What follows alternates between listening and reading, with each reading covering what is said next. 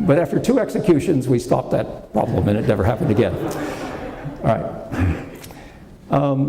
Windows are wonderful because they do 2 things. They let light in and they let you look out.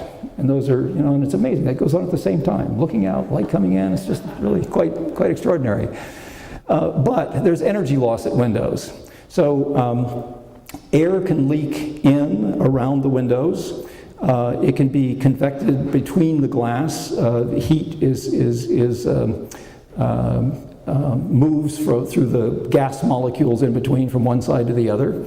It can be lost by radiation. And there are fixes for all of those things. The next slide.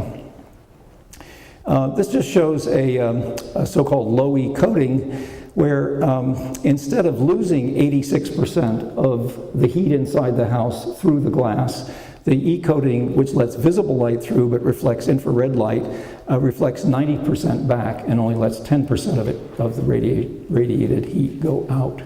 So that makes a huge difference, and this is just a cutaway of these particular windows, triple pane, and mounted in a fiberglass frame, which basically has the advantage is that it has the same coefficient of expansion as the glass, so you never break a seal. In other words, whenever it heats up and cools down, everything expands together, and it never breaks a seal. Plus, it's very insulating, unlike an aluminum window. Aluminum's terrible, it just conducts heat like mad.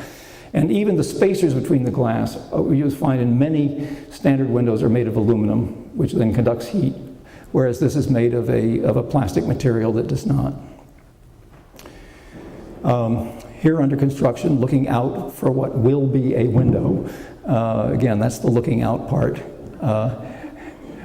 Next. Margot will now talk about lighting and appliances. Bill is a scientist and the visualizer of this house, and I was much more the detail person. Bill says the gatherer out of the hunting and gathering team. And that meant every lighting fixture that went into this house, every plumbing fixture that went into this house, every bit of tile and flooring that went into this house, the choice of colors and types of paints and so on and so forth. So at any rate, here is where you can make an awful lot of difference. And in this particular case, I had a spreadsheet. There were 102 light bulbs in this house. And I specified all the fixtures, knowing exactly how many watts they would draw. And was very, very careful in terms of the placement of this lighting so that there wasn't lighting where you didn't really need lighting, or there wasn't more lighting than you needed in certain places. And there were a number of tricks that I did, like putting sconces on the bathroom mirror, which doubles the effectiveness of the light as opposed to putting it above the mirror, that type of thing. Almost all of the lighting in the house is fluorescent or compact fluorescent. In the places where, for mood or lighting artwork or so, in the living room, dining room, we used either halogen or xenon on dimmer switches. So that can save you an enormous amount of electricity. The same is true in your choice of appliances. Usually, and this Thoreau would appreciate, simplest is best.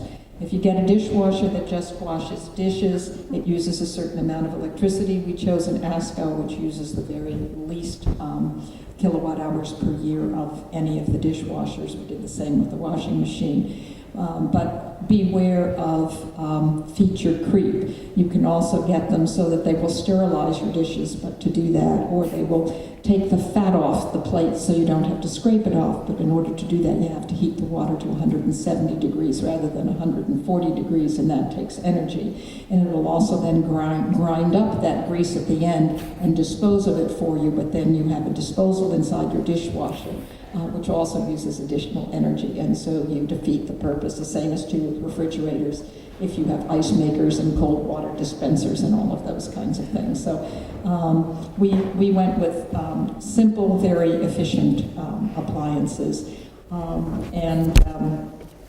Then you have to manage your own electrical use. And you all know that turn off lights when you're not using them. if you leave the house, have a motion sensor perhaps over the garage and so on and so forth. If you manage your electrical use, you find that you can meet your needs with solar power.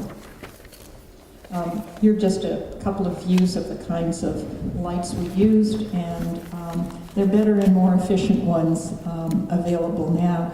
We thought that we were going to have to lamp our downlights with 18-watt CFL reflector floods, and by the time we completed the house, we were able to get the same amount of energy out of a 13-watt reflector flood, CFL reflector flood.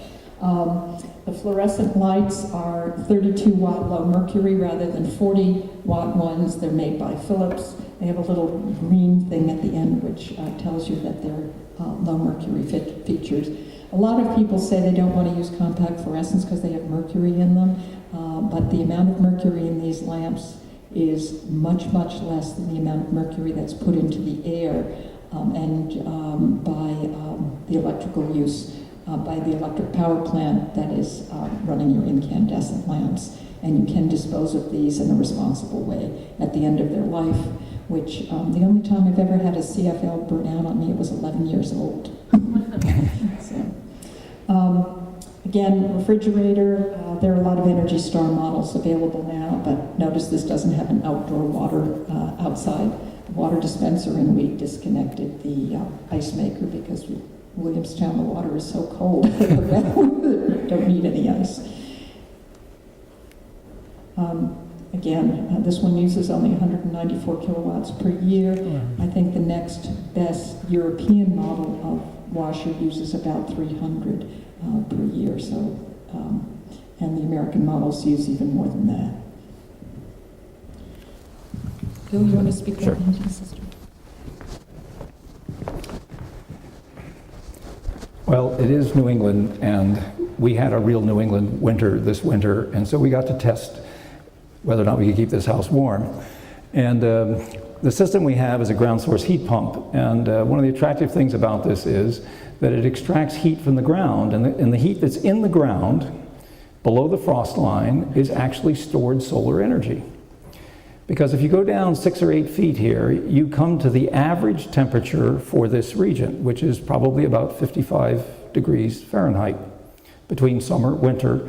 And so the sun heats up the ground, and that heat gets stored in the ground.